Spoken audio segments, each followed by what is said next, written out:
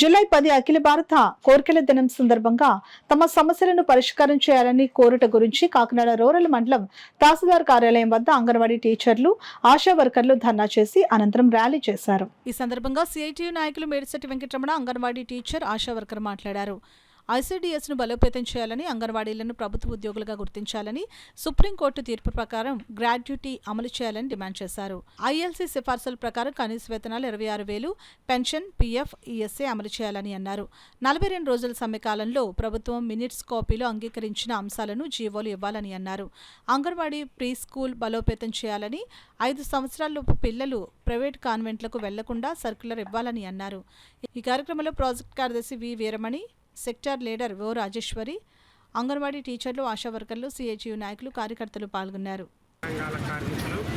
కనీసం 26,000 రూపాయలు ఇవ్వాలని గత 42 రోజులు సమ్మె సందర్భంగా ప్రభుత్వం హామీలు అమలు చేయాలి. అలాగే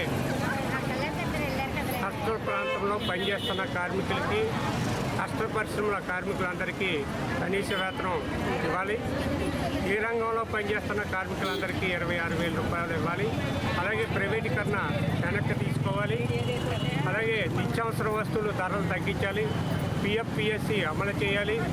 విశాఖ ప్రత్యేక జోను కల్పించాలి. రైల్వే ప్రత్యేక జోన్ కల్పించాలి. రాయలసీమ వెనకబడి ప్రాంతాలన్నింటికీ ప్రత్యేక ప్యాకేజీ ఇవ్వాలి. పోలవరం ప్రాజెక్టు నిర్వహించాలి. అలాగే ఏవైతే డిమాండ్లు ఉన్నాయో డిమాండ్లన్నీ తక్షణమే అమలు చేయాలని సిఐటియుగా డిమాండ్ చేస్తాం. ఎన్నికల తర్వాత అనేక మంది రాజకీయవేత్తలు అంగన్వాడీ టీచర్స్ని బలవంతంగా రాజీనామా చేయించడం, తర్వాత వాళ్ళని వేధించడం, చాలా బాధలు పెడుతున్నారు. సెంట్రల్కి తాళాలు వేయడం కూడా ఇలాంటి సమస్యలన్నీ కూడా ఎదుర్కోవాల్సి వస్తుంది. కాబట్టి అలాంటి సమస్యల నుండి మమ్మల్ని కాపాడాలని చెప్పేసి ప్రభుత్వానికి తెలియజేస్తున్నాం. అలాగే ఐసీడీఎస్ను బలోపేతం చేయాలి. ఇలా సుప్రీంకోర్టు తీర్పు ప్రకారం గ్రాడ్యుటీని కూడా అమలు చేయాలని చెప్పేసి మేము కోరుతున్నామండి.